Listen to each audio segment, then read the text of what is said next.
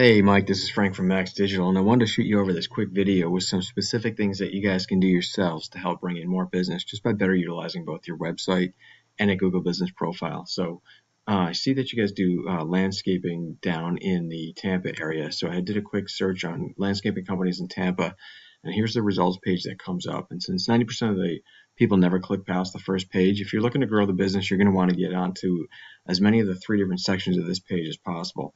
Now the top section here is the Google advertiser. So if you're not looking to pay Google to advertise, you're going to definitely want to focus on getting into the second and third sections here. This second section here is known as the Google Map Pack. And to get into this section, there's really two things that you need to do. One is you need to have a Google Business profile. And so that is free to set up. All you got to do is Google Business profile and follow the prompts that Google gives you to fill out a profile. Like I said, it's free to do it. You're going to want to fill out the profile completely.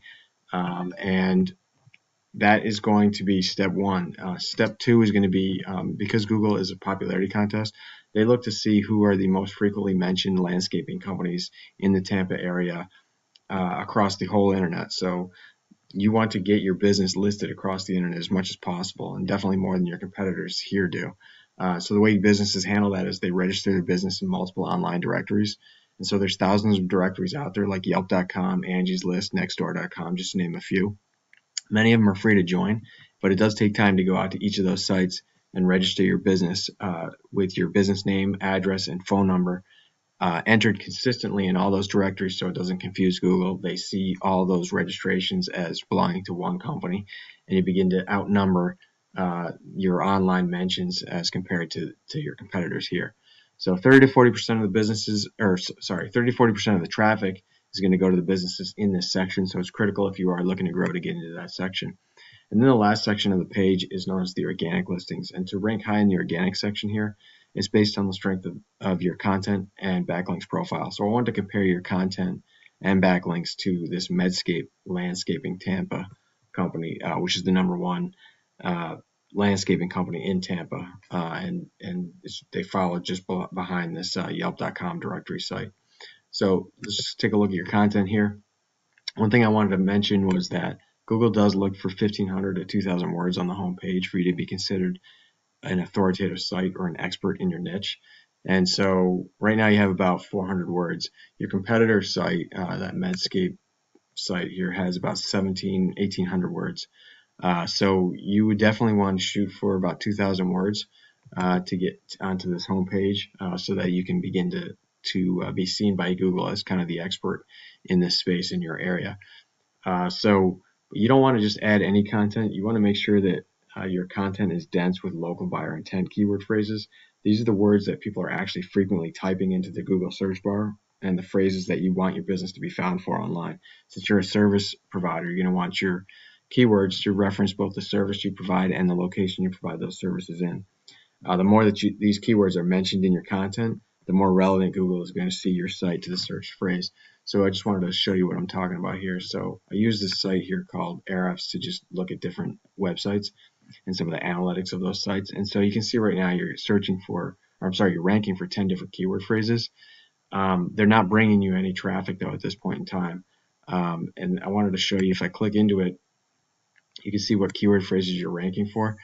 And so this one here is Irrigation Tampa. This is a local buyer intent keyword phrase. That's kind of what you're looking for. Same thing here, South Tampa Lawn Service. In this case, you're on basically page 4, ranked at number 34. And this one down here, you're ranked at 93, so basically on page 10. And you know, it keeps. There are other ones out here like Lawn Service South Tampa. Again, 95th on the ranking. So you're not going to get traffic unless you get a lot closer to page 1 and ideally on page 1. So just in comparison, let me just show you Medscape. I sorted theirs to show you the local buyer intent keywords. So this is the ones that have Tampa in their keyword phrases that they're ranking for. And you can see many of these, they are ranking in the top 10.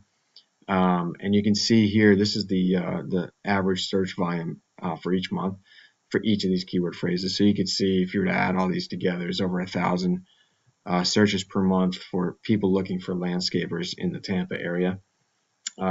Obviously, you know, there's other ways that maybe another way that you could look up a landscaper that doesn't include the word landscaping, like such as lawn care, I guess, or lawn service. And maybe there's some other ones like irrigation, for example, that they're not ranking for. But there's other searches or search volume out there besides what's showing on this page.